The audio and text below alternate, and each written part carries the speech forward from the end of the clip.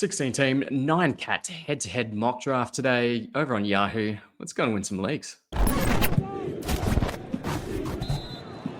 I'm joined by a good friend of the show, Steve St-Pierre. How are you, my friend?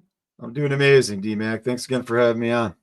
Thank you for hosting. Now, we're about 2 minutes away from getting into the mock.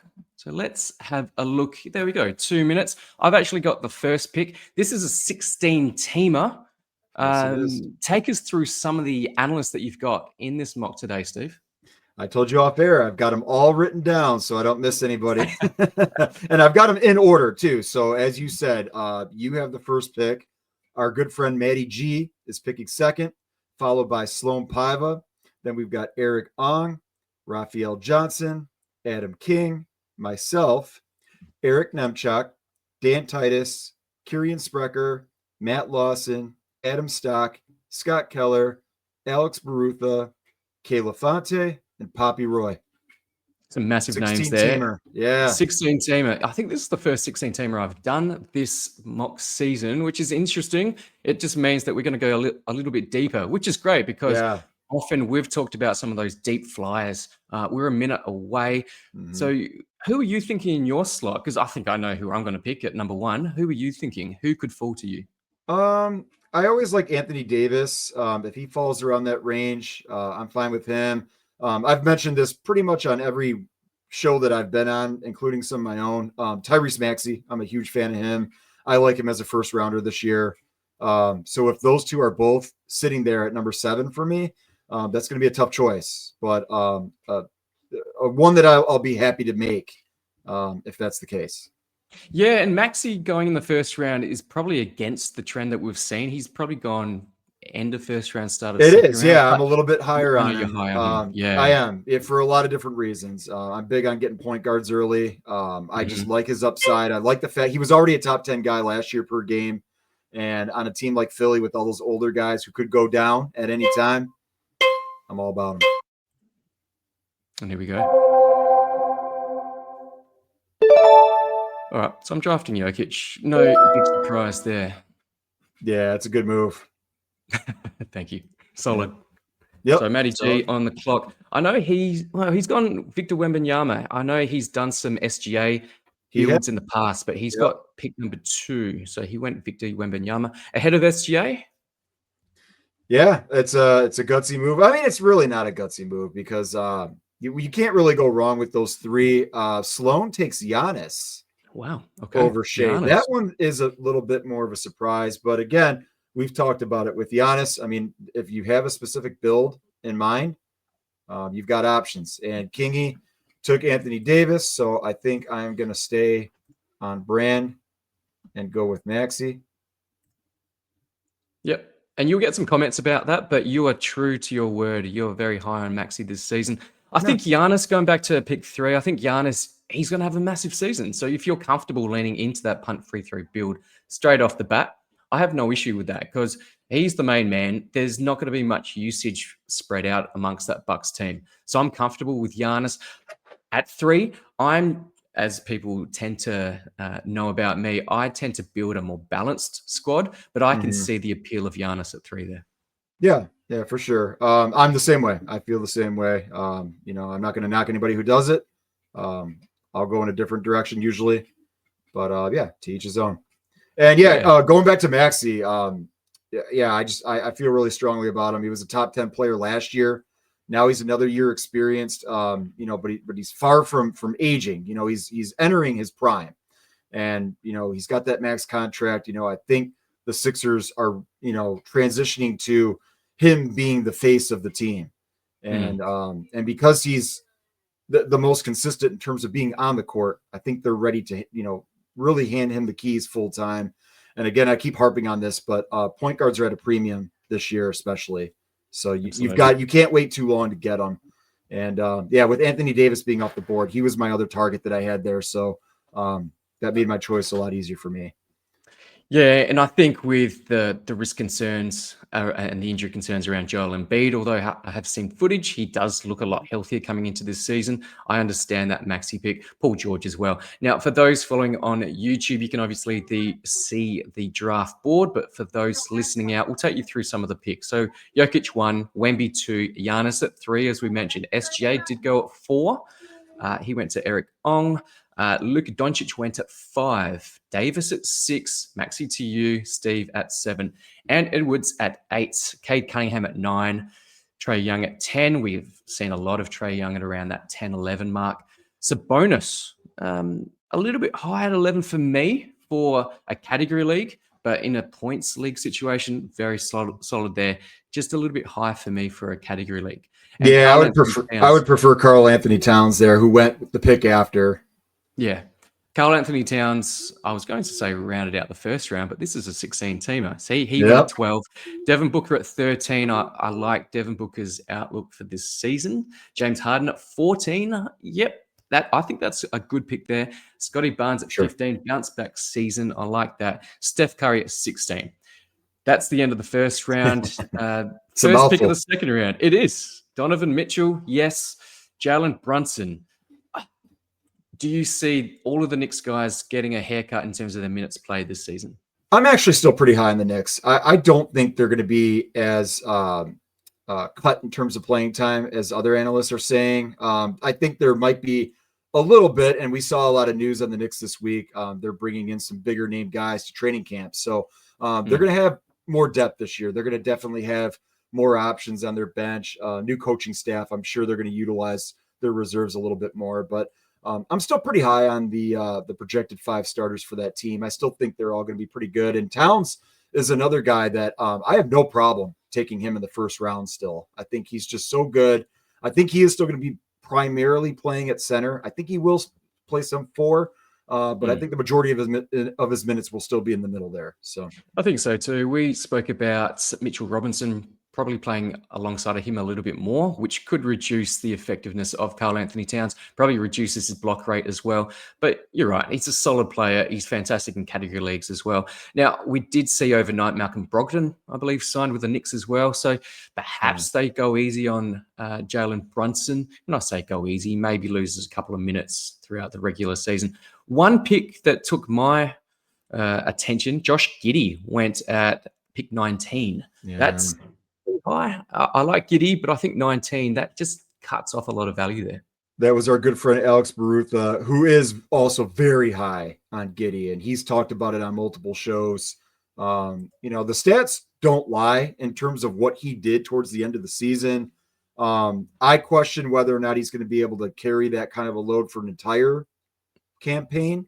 But we'll see. And there's still a lot of question marks with that Bulls team. Are they going to keep Vooch all year? Are they going to try to shop him? Are they going to trade him right away? I mean, there are a lot of possibilities there. So we'll see. Yes, as I'm now on the clock, so I need to stop talking and think about my pick. I'm trying to sort by ADP, and you can see there's some strange ADPs at the moment. But what I'm going to do, I'm going to go. Let's have a look. Jaylen Brown. I want Jamal Murray. If I can find him. Oh, who did I take? It wasn't focused, but I do want Jamal Murray. I can undo it, I think. If you go and do it, yeah. I was talking too much. Sorry, Steve. I do want Jamal. I like the whistle. That's pretty cool. Yeah. Okay. It's unpausing. Okay. All right. Brilliant. All right. I'm taking Jamal Murray. Thank you for that, Steve. I No appreciate problem. that. The other thing I have to think about is now I'm on the turn. Who else am I going to pick? Look, there's a few good names here. I'm high on this guy. It could be a bit of a risky pick, but I'm going Trey Murphy.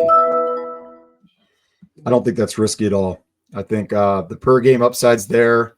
With the Pelicans, we know the deal with all their other guys. I mean, they have so many people that are injury risks, including Murphy. But, if Zion goes down, that's just going to increase Murphy's usage that much more.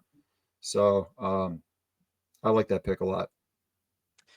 Yeah, The issue is the Pelicans, and I hope that they are competitive. And I've always been high on Trey Murphy. Um, so it could play out a little bit differently to how I would like. But Zion, let's hope that he remains healthy. And it'll be interesting to see where he's drafted in this draft as well, because I think some people are high on him and hoping for a bounce back and healthy season as well. But after Trey Murphy, Jaren Jackson Jr. is another guy I was looking at. So he went to Matty G. Yeah. Jaylen Brown, he's going to have humongous usage alongside of Derek White, who was taken straight after him. Franz Wagner. Now, Orlando are a little bit deeper now. They've got Desmond Bane. Franz Wagner has looked awesome at Eurobasket, but Franz Wagner in the third, I still think is a solid pick. And that's paired up with Luka Doncic and Pascal Siakam. So I like that build as well. Yeah, solid. Yeah, I think everybody so far is doing a pretty good job in terms of getting the best talent, best per game upside. Yeah, it's going pretty smooth here so far. We've got the 30-second timer going again, so makes it a little bit tougher. Yeah, it does make it a little bit tougher. You got to stay focused and probably not do a podcast at the same time while you're drafting. So keep that in mind as well.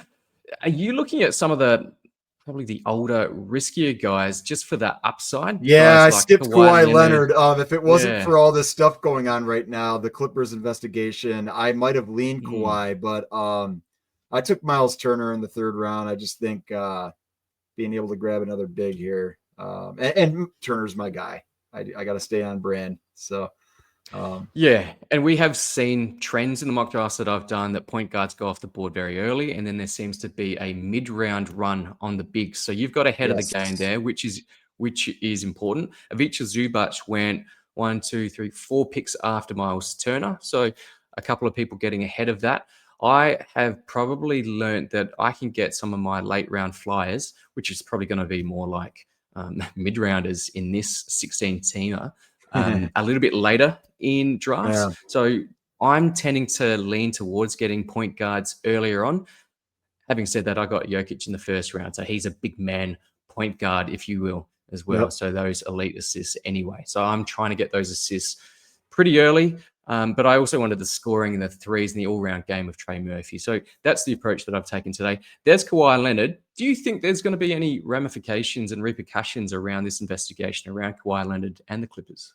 I wish I had an answer to that. I really don't know. We're hearing a lot of rumors. We're hearing rumors about teams want to see his contract voided, but then we're having other people say nobody wants anything to be done to anybody because other teams are doing this too and getting away with a lot of stuff. So who knows? I think we're going to have to wait and see, but draft him at your own risk. He's always a risky player anyways, for a lot of other reasons. And he is another year older. So, but we know the upside's there. If he's healthy and he's playing, if he's on the court, he's going to produce. I mean, he just always does. Absolutely. He was a winner. We've talked about this. For anybody who did draft him last year and were able to stash him on an IL spot, you probably won, or at least competed till the very end in your leagues because he was so good down the stretch again. Yeah, and he went at pick, 48 in this draft. So I think that's about right. When you take into account a few risks, maybe with the latest news, maybe he goes down a little bit, perhaps. But that could then present some value if people are just unsure about what's going to happen. If you are drafting soonish, we don't recommend that. But if you are drafting probably in the next week or two, investigation hasn't been resolved, perhaps you can get some value. Perhaps it's too risky as well. So for now, I'm probably going to leave him just until I know more down the track. Yeah, I think it depends. It depends on how many teams are in your league, who you're drafting with, how your team's stacking up so far. If you've got the ability to take the risk, cool. If you really don't, if you've made riskier picks early rounds, maybe you go with somebody a little bit safer. So it all depends. Yeah. Now, I'll try not to disturb you because your pick is coming up in 2 picks. Appreciate the heads up. Yeah. Are you thinking of anything? Are you leaning into a specific build at the moment? No, I'm just going for balance, which is what I typically do. As you said, the guards are really drying up here. So this might be time to draft and stash Garland. It could be. I am up. Feel free to not get Garland because he was the guy that I was looking at myself. Yeah, I think I'm going to go ahead and do it. Go for it. The last round, I was looking at Tyler Hero. I was looking at Cooper Flagg as well. Again, just knowing that a lot of these ball handlers, a lot of these facilitator guys were going to go. So I knew it was going to be pretty slim pickings the rest of the way. So I'll take Garland. Yep. We'll I go like from that. there.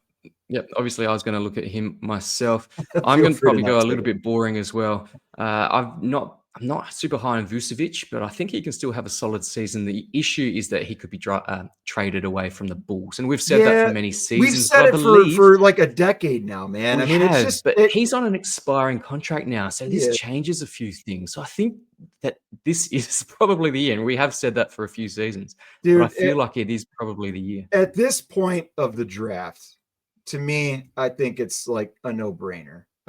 You just take the upside, and if something happens, you deal with it. But I don't think we should like overthink it too much. He was so good per game, and always has been. And we know he's not perfect. And as a center, like he's not one of those guys that's going to block a ton of shots. He gets rebounds, but he's not like a dominant rebounder. I mean, he's just really good in a lot of different areas. Well, you've And convinced me.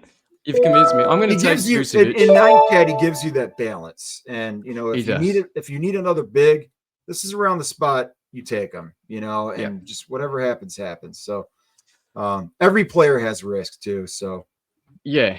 I'm actually going to go for something I don't usually go for, but Kobe White. I think he can have a really solid season. I think it's pretty low risk at this point of the draft. it's almost kind of a The pick. handcuff with the two of them, the two Bulls. You know, if something happens to one of them, Yeah, I was actually looking at a former Bull at that spot with Zach LaVine. I think he's going to have a solid season, not spectacular, but solid.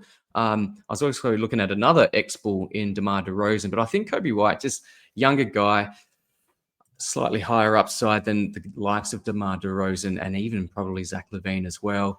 If he could hurt your field goal percentage, but yeah, I think he's going to have high usage on that team alongside of Giddey. They're not stacked. Matas Buzelis is someone that I'll look at later on as well, but they're not stacked in terms of overall just run and gunners, guys that are going to get you 20 to 25, maybe even more per night on a nightly basis. But Kobe White, I just think he has that nice upside for the guys sort of in this range of the draft. I'm going to go ahead and grab another guard. I'm going to take Fred VanVleet. Yep. I just Yep, think I like that. Bit of a by the bounce time I back. come back, by the He was time I come disappointing back, last season. guards are drying up so much. Yeah. Matty G took Peyton Pritchard, another guy that I was looking at, and I knew he was going to go pretty quick too. Matty's been really high on him. We've been battling It's each interesting other in because some of these I've been mocks. chatting to Matty G recently, and we've talked about Peyton Pritchard being not a sleeper because everyone's aware of him. Correct. I'm high on him. I put him up as one of my guys, which he's just stolen the thunder there. So Peyton Pritchard, one of my guys. He sort of poo-pooed it when I sent him that text, but that's all right. He's taking Peyton Pritchard because I think he's going to have a very impressive season. Yeah, no doubt. Whether he starts or not, and now a lot of the reports are saying he probably will start in the backcourt. You know, we need to see what's going to happen with Anthony Simons, if he's going to get rerouted. But even if he doesn't, and even if they decide to start Simons and bring Pritchard off the bench, Pritchard's been there the longest. He's going to have a key role even as a reserve, but I think he'll start. Either way, he'll do the things he's been doing. He's going to score. And with no Tatum there, he's going to have even more opportunities to do that. So, and we saw what he did last season when he was that reserve guy, or one or two of the starters were missing a game. He would just go off. You go, it's Peyton Pritchard time. You tweet that Peyton Pritchard time. Make sure you stream him in, or hopefully you already had him.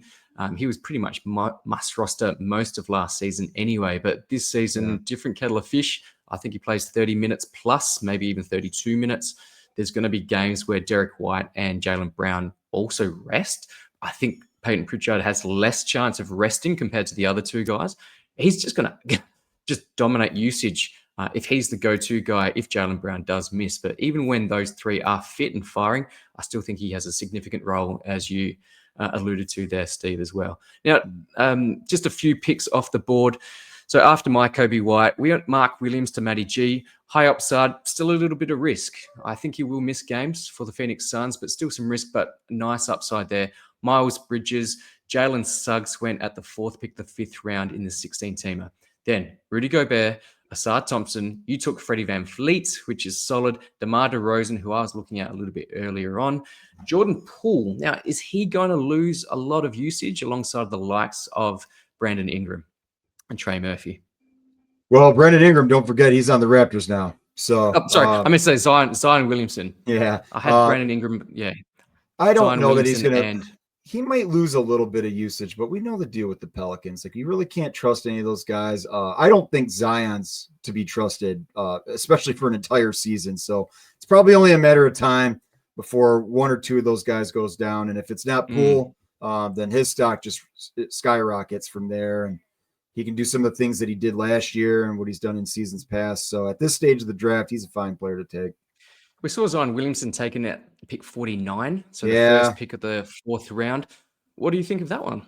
I'm not a huge Zion guy. I understand people who do it. Again, he's a build kind of guy, especially 9-cat.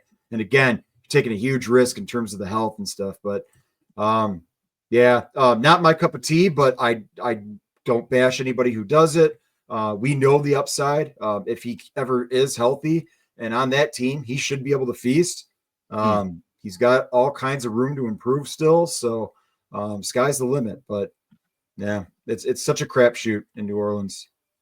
We saw a Raptor go, Emmanuel Quickley. So he went at pick 74, I think, after the disappointment of last season. He was taken in probably around pick 50, sometimes even earlier last season.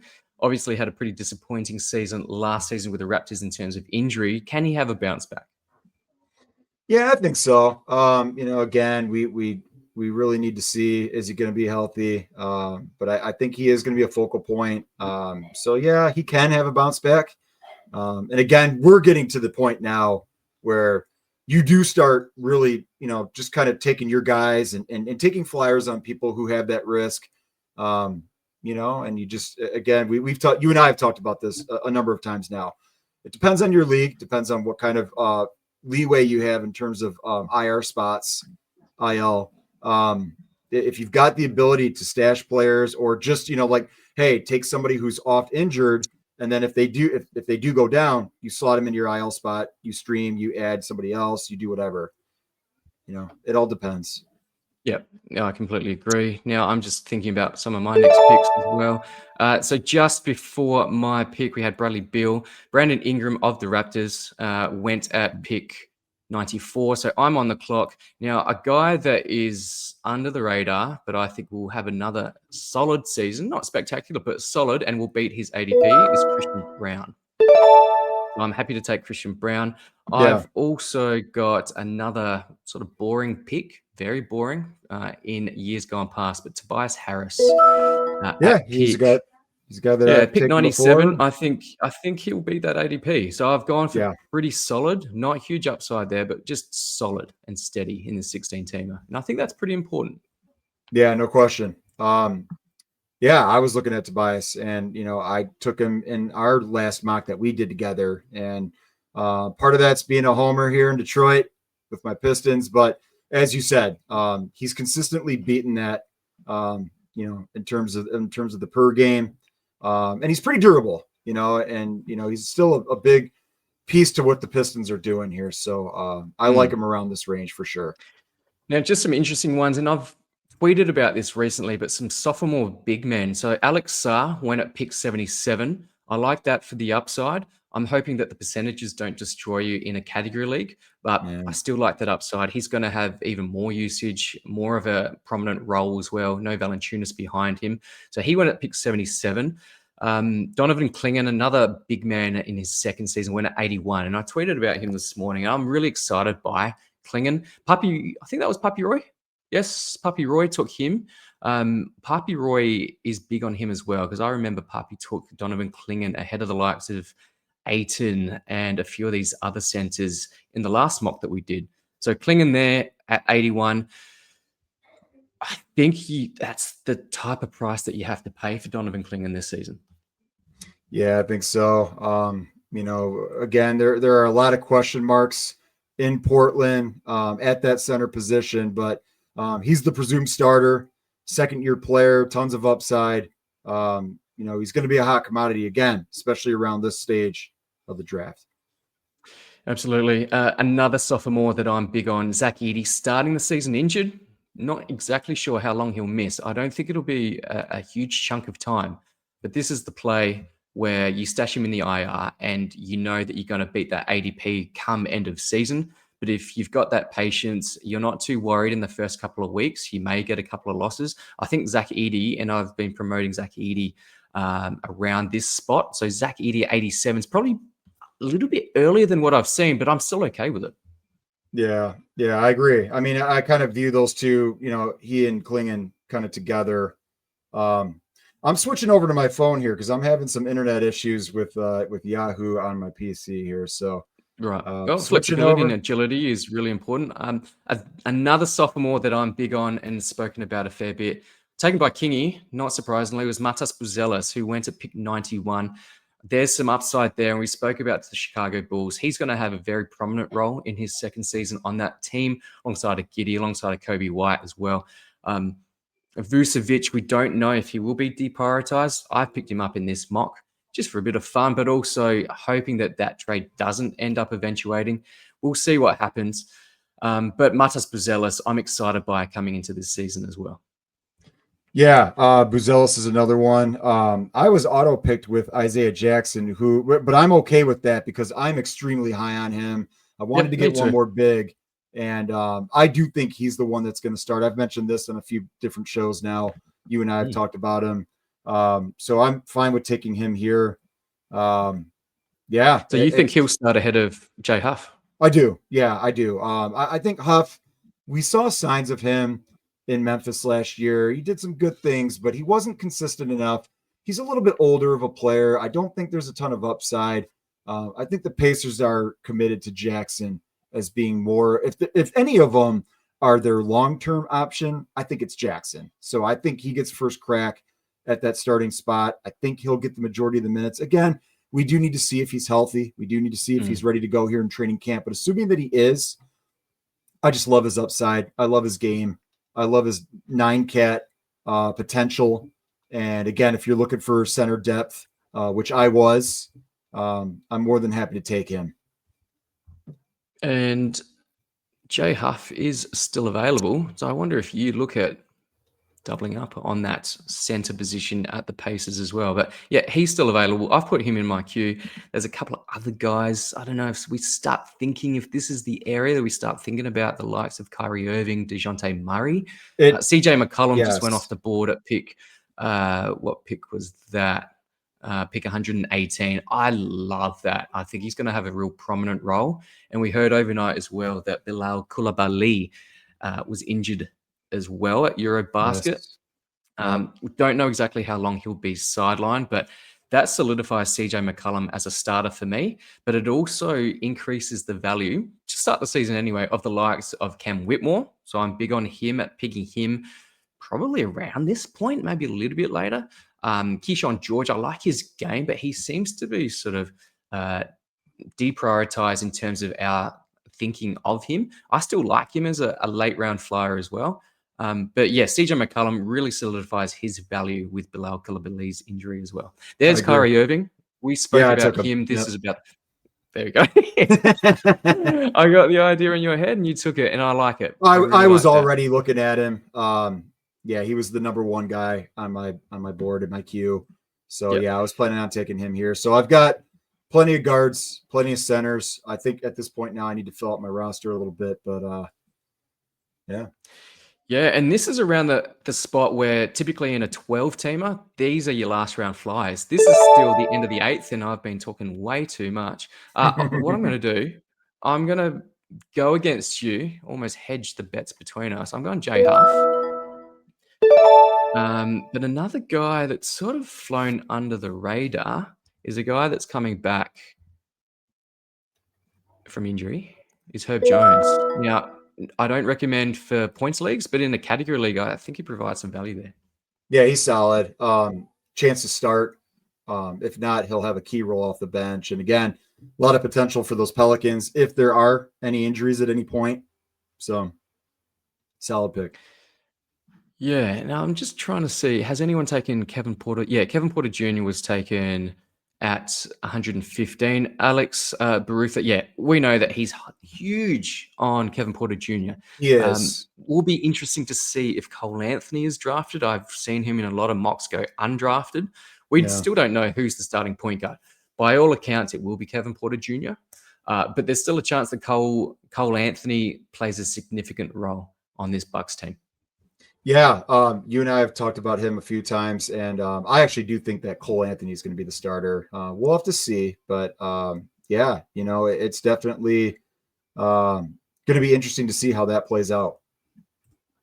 Will be, yeah. There's just not a ton of usage. Well, there is a ton of usage. A lot of it will be going to Giannis, but Kevin Porter Jr., I think he's in a prime role. He was with the Bucks last season. He looked good towards the back end of that season as well, and his infamous lack of efficiency or inefficiency wasn't really there to really hurt you in category leagues. Yes, he was more of a streamer type of guy last season, but without Dane there as well,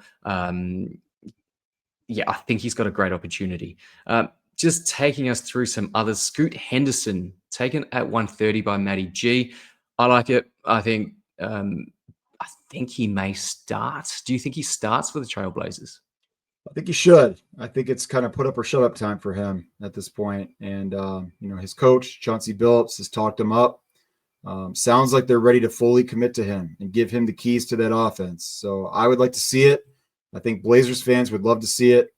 And, of course, fantasy owners want to see that. So here's to hoping that it comes to fruition. Yeah, I hope so too. DeAndre Hunter was taken at 136. I like that. We know that Max Strus will be injured to start the season, so yes, Hunter gets a nice boost there. Rookie Con Kneppel, he went at 138. Do you think he will start for the Hornets?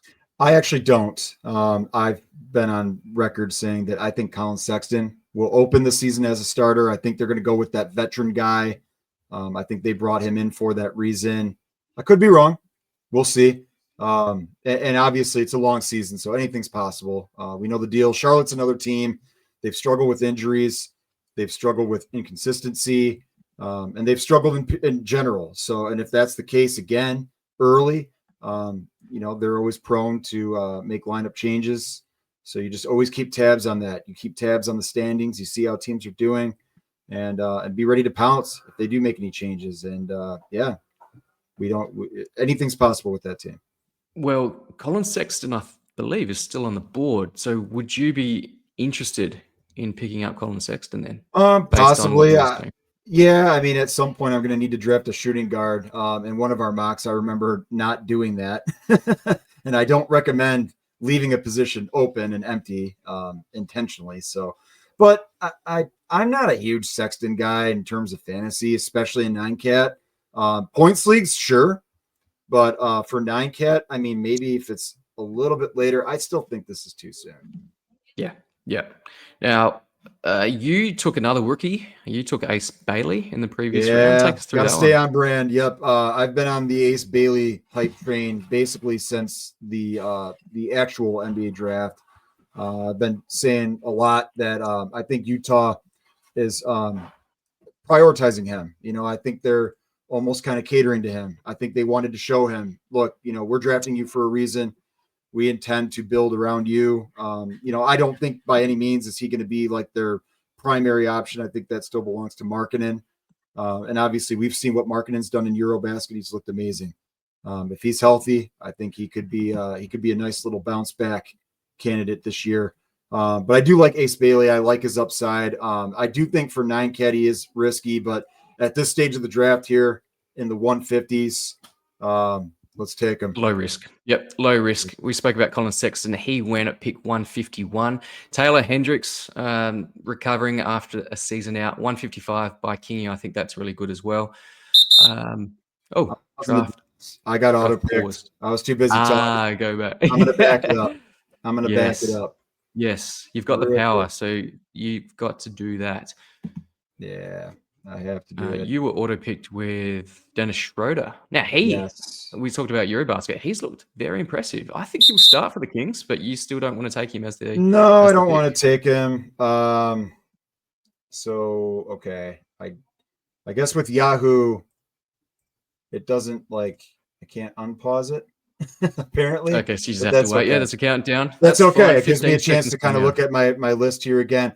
I think who I'm actually going to take is Lonzo Ball for a lot of the Yes. reasons that we discussed with Cleveland and having some openings. I think if Lonzo's healthy, he's got a lot of upside on that team.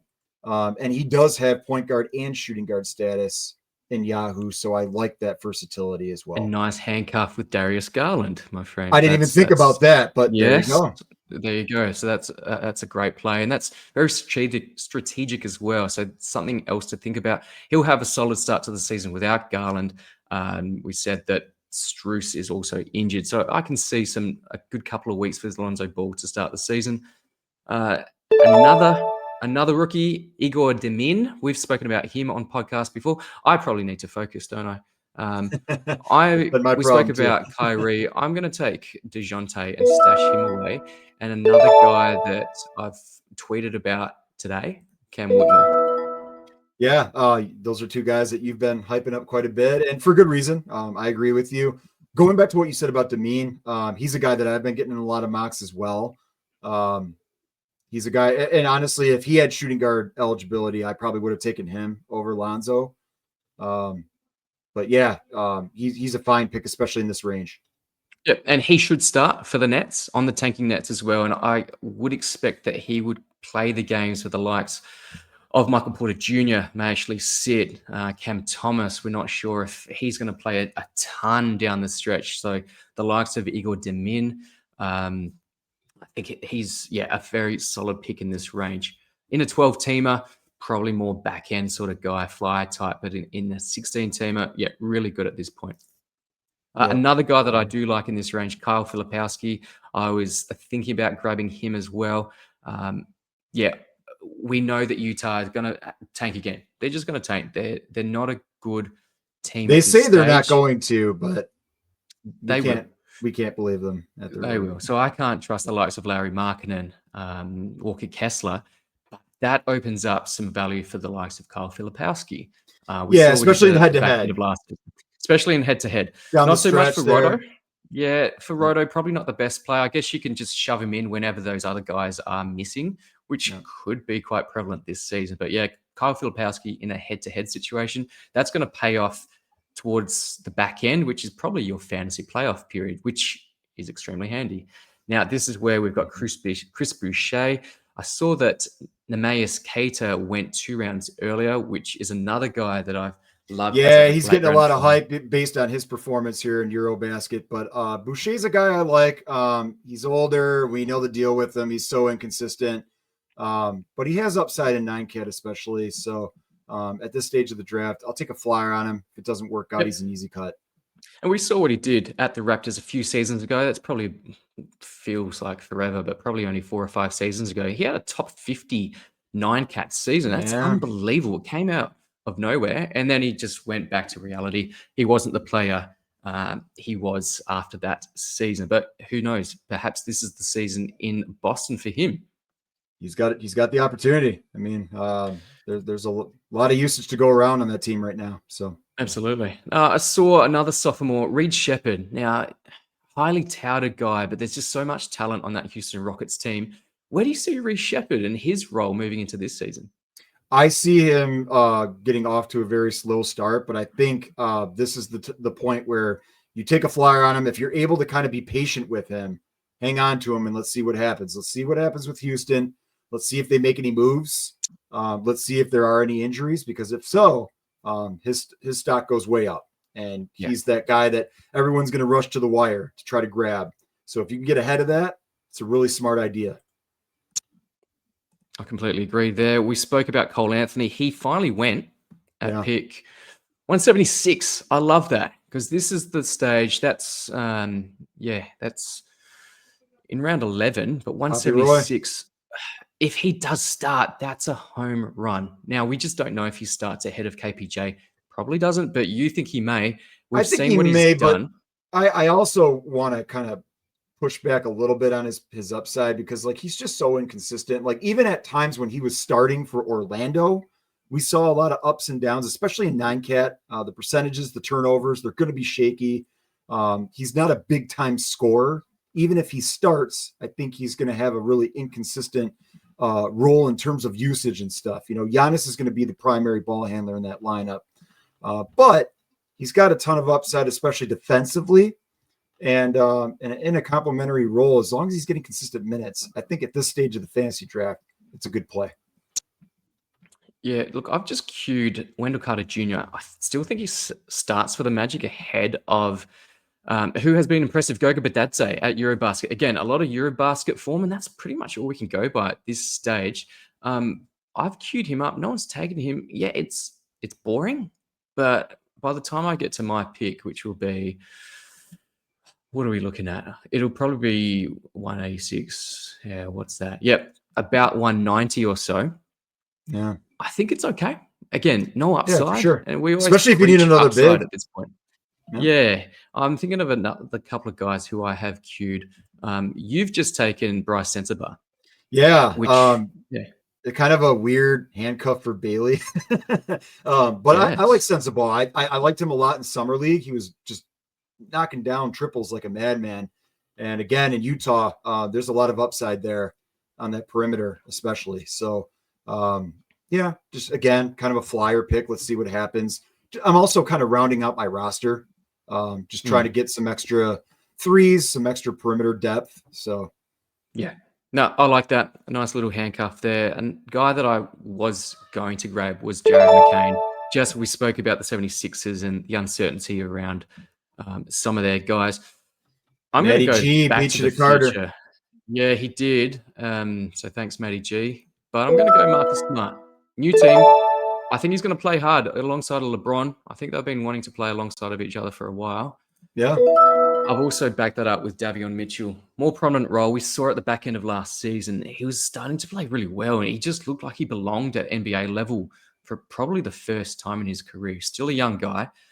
Davion Mitchell, whether he starts, probably not, but I think there's some value there. Yeah, for sure. At this stage, you know, it's all about the upside, you know, and again, if you can be patient with some of these guys, you know, this is kind of like draft and stash territory, you know, or just somebody that you can try to hang on to for a little while, even if they get off to a slow start, take them and let's see what happens. So, yeah, I think so. Let's see what happens. And I did the same thing with Marcus Smart. Let's see what happens. Again, not a sexy pick, but we know what he does. He can knock down threes. He gets you steals. He's in the intensity on defense. Not always is reflective in his fantasy stat set, but I think it's enough for him to stay on the court for longer. He will be loved by LeBron. So I just think he's going to have, I won't say a prominent role, but a significant enough role for me to draft him at this stage of a 16-teamer. Yep. Agreed. Interesting. We've gone Russell Westbrook. He doesn't have a team at this point, but if he does, he could play that six-man role. So again, this is the last round of a 16-team category draft. I don't mind it. Where you've got I don't mind it, but guys. I think I would have taken a younger guy like an Isaiah Collier, who I was eyeing, but I didn't really want to take another Utah guard. It was tempting. And a lot of people would probably argue maybe I should have taken Collier over Sensabaugh. And that's, you know, maybe a valid point. But I actually went with Derek Queen with my final pick. I wanted to get a draft and stash there for all the reasons that we discussed earlier with the Pelicans, with their big men, question marks.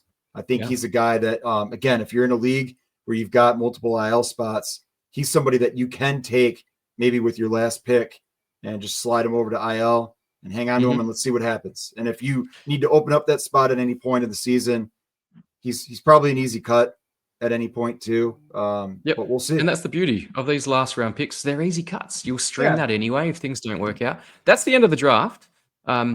But just going back on your Derek Queen, is he going to be better than Yves Missi? Probably. It won't take him too long. I think he's got way more upside. I had Matt Lawson on the show over the offseason here, and he and I were both talking him up a little bit. Queen's potential. We think that they drafted him to ultimately be their starter in the middle.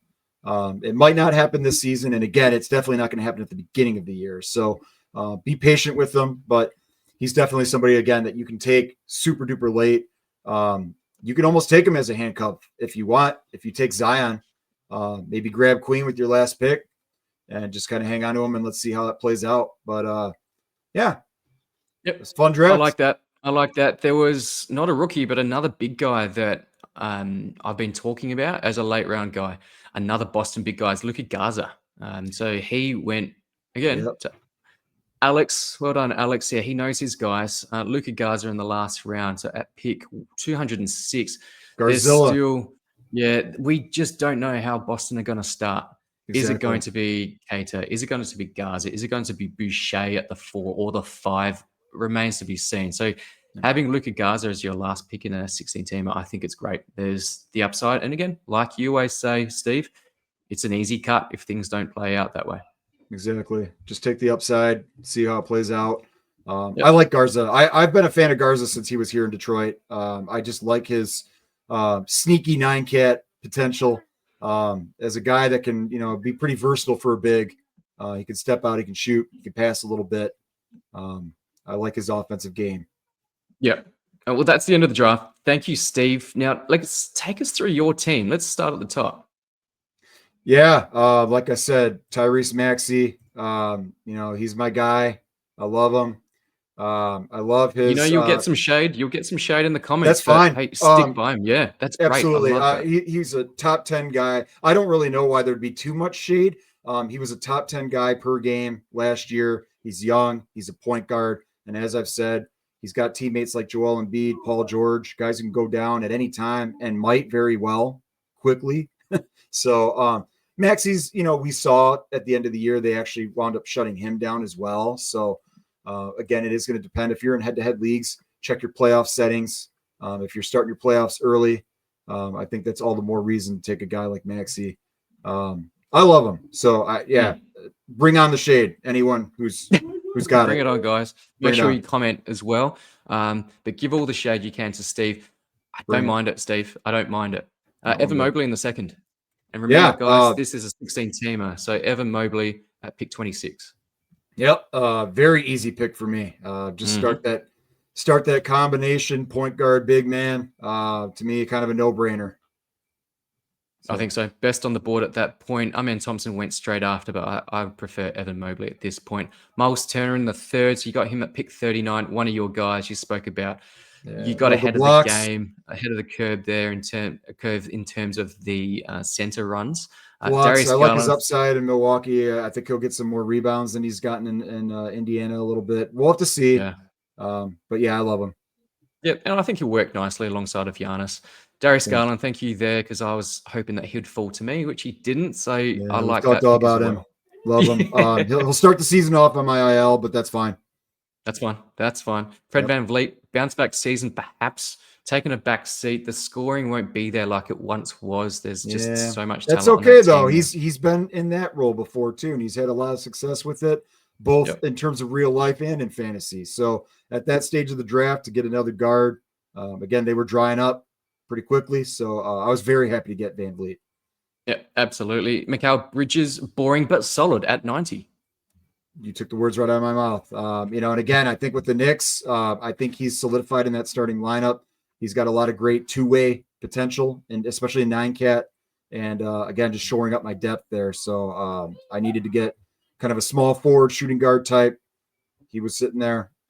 Took him. And he's so important to what they do at the Knicks. And yeah, his fantasy seasons hasn't been that top 50 type of guy that we once saw back at the Suns, but still solid at pick 90. Isaiah Jackson, you said that was an auto pick, but you quite liked it and you were looking at him anyway.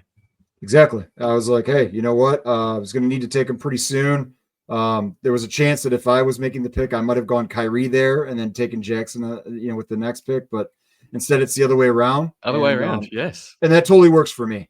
Shoring up point guard, shoring up center. Those are my two main priorities when I'm drafting. So. Yep. And you spoke about Kyrie. Getting him at 122, we don't exactly know when he's coming back, but getting him at 122. I didn't realize it was that late. That's an even more no-brainer in my opinion. Absolutely. I got DeJounte not long after. I took a leaf out of your book, a page out of your book. Do it, man. Stash him. I like it. Yep. And again, things don't work out. It's an easy cut, but and you're if not he comes missing back, out. you're not, for anybody who would argue, well, you're taking somebody who's injured when you can take somebody who's not. First of all, anything can happen to anybody at any time. And second of That's all, right.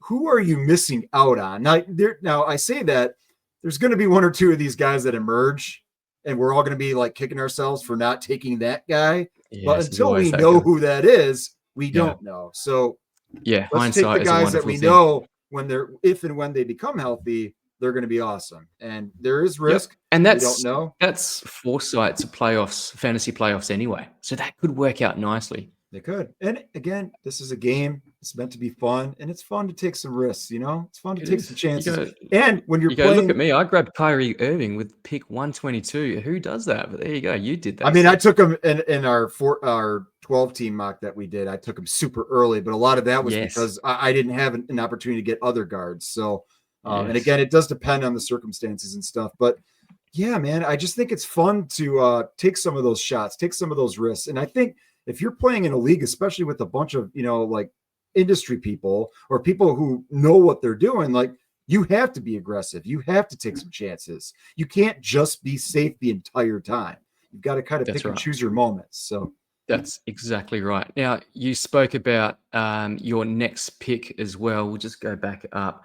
Ace Bailey, you spoke at length about him, so we won't go any further. Lonzo Ball, yeah, I really like, as that handcuff for Garland earlier in the draft as well. So well played on that one. Chris yeah, Boucher. yeah. Chris Boucher, again, same thing we've been talking about with the Celtics big men. I don't necessarily think that Boucher is going to start. I think he could very easily, but I think he'll have a decent role. If he gets 23, 24 minutes a game, I think for where I drafted him, he'll hit value. Yep, But he's got potential to do even more than that. And he as you does. said, not too long ago in Toronto, he did do that. It has been a little while. He is an older player. And of course, injuries are always a concern. Shutdowns are always a concern, especially on that team this season. So these are all things to factor and consider. But yeah, again, for where I got him, I'll take him. I'll take whatever upside he has. And if it's not working out, easy cut. Yep. And he's got that flexibility of being able to play at the 4 and the 5 as well. Yes. Bryce Yep. Good Sensabaugh, point. you spoke about, and Derek Queen, exciting rookie, will probably be in your IR to start the season, but with some upside there. I think he's going to be better than Yves Missi, and very quickly as well. So really good draft by yourself, Steve. How did that Thank feel for you. you? Felt good. I was having some internet hiccups there for a minute. I had to switch to my phone and then kind of switch back, but it worked out. Got distracted on a pick, had to redo it, but that was okay. Yeah, and that's a good We tip kept it as well moving. for you guys. Yeah, these mocks are for practicing, and it's not just practicing where you're going to take your certain guys, practicing strategy and builds if you have a punt build in mind, but also in the event that you have technological issues, be agile, have your backup device. Set a queue. Set a queue is very important as well. Set a But yeah, queue. good tips there. Take you through mine. Started off Nikola Jokic, no brainer there. Jamal Murray, I grabbed at pick 32.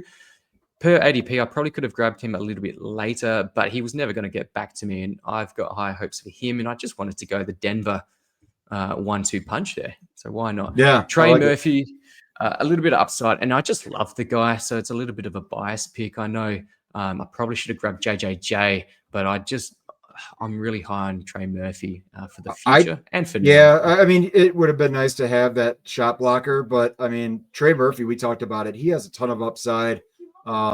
Pelicans, a lot of room to grow there. So I like Yeah. him. And also in this, I have inadvertently, it's turned out nicely, and I did know this halfway through my draft, but I have punt blocks in a big way. So not getting Jaren Jackson Jr. there has allowed me to really focus on guys like Vucevic, who doesn't get many blocks. Jay Huff, he can get you some blocks, but again, is he going to be sharing the court and the minutes with your boy Isaiah Jackson? Remains to be seen. But yeah, blocks is definitely punted. So I lie when I say I always draft balance.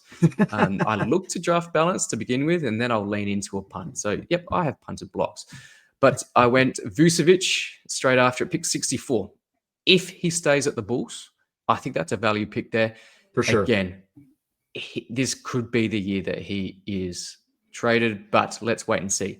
If he's traded, though, I'll say this real quick, too. If he's traded, he's going to a team that wants him, that's going to use him. I think either way, he's a starting center this season, no matter what, as long as he's healthy. And as long as he's doing that, he's going to produce. Could he maybe slide a little gets bit? traded to a contender that he may not be that starter. That's my only worry. That's my only hesitation about that pick. It depends. But I think it you're depends right. on who gets traded and for what, but yeah, I mean, and it would be there's no classic way to Bulls. tell, but at this stage of the draft, you just take them and you hope for the best. Yeah, and it would be classic Bulls if they just didn't trade him. That would be classic. But expiring contract, I believe, I think they just have to do it. But like I said, I've got his teammate Kobe White at pick 65. Then Christian Brown, unsexy, but I think he beats that 96. I think he beats that ADP quite easily in 9-cat. Tobias Harris at 97, a similar situation there. So boring, what you would probably perceive as low upside. I actually think you get that gain. I think he'll beat that ADP. So I think especially for where you got him. What pick was that? Were we in like the 120s? Tobias Harris is 97, Christian Brown at 96. Oh, it was still the 90s. It doesn't matter. That's he's going to still beat that as long as he's healthy. And again, at this stage of the draft, like you're not only hunting upside, but like you're filling out your roster. You have to draft players at every spot. So like, if you still have an empty forward slot, you got to get somebody. And he was the best one on the board. So, and it doesn't look to be a rapid decline for Tobias Harris at this stage. So again, solid. Jay Huff, I had to counter your Isaiah Jackson, and I grabbed Jay Huff a little bit later. So at 128, I'm happy with that one. Herb Jones, comeback season, 129th in a 9-cat situation. Happy with it. I think he starts with for the Pelicans as well. Pelicans teammate that will start injured and may not play that many games this season. But at 160, I couldn't go past DeJounte Murray. Gonna stash him in IR, similar to how you're doing it with Kyrie Irving. But DeJounte Murray at 160, I think there's some value later on in the season for him. Again, make sure you know your settings, have enough IRs that you can stash. Yeah, I might have overdone it with some of mine, but know your league. Know your league. If you got 3 IRs or more, then you make the use of it. If you've only got the 1, then it's very difficult to really stash anyone, to be honest, because you want to be able to have... If you're playing with 1 IL spot, I don't recommend that. But if you're going to do it, then I definitely don't recommend the draft and stash approach. Same. Cam Whitmore, we heard about Bilal Coulibaly last night or this morning for you guys. So Cam Whitmore gets a little bit more of a value bump there. Marcus Smart, new team alongside LeBron and Luka. He probably doesn't start, but just the intensity, I think, is enough for him to get minutes. I think he will be a LeBron guy. So I think LeBron has a lot of power on that team. And I finished my draft by picking Davion Mitchell. I think he'll play a prominent role, probably off the bench, but enough for me to pick him in a 16-teamer. Yeah, no, totally agree. Solid pick. I think everybody did a really nice job again. In a league like this with this many teams, it's all about that depth. Who do you get at the end? And again, you're hunting upside. You're just taking guys that like could really pan out, but if they don't, you can move off from them real quickly, real easily. So you just keep things open. Keep that flexibility. Absolutely. Now, this show was brought to you by Believe in Fantasy. Make sure you go and check them out. Go visit believeinfantasy.com. Also, go check out the mock draft playlist on the Believe Fantasy YouTube channel as well. So I've done quite a few videos now for Robin and the team at Believe. So make sure you go and check that out. Also, make sure you go and check out Steve. Where can we find you, Steve? I appreciate that. My show is called Menace Podmen. So you can find me on X at podcast_Pierre.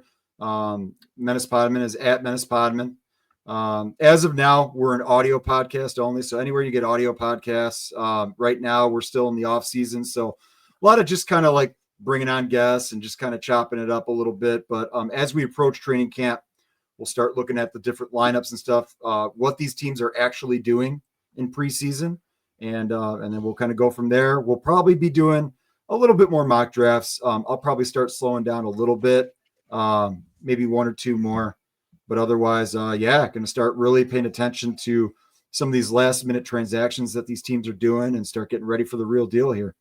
Yeah, we're less than 40 days away from opening night. So that's exciting. Make sure you go and check out my stuff as well.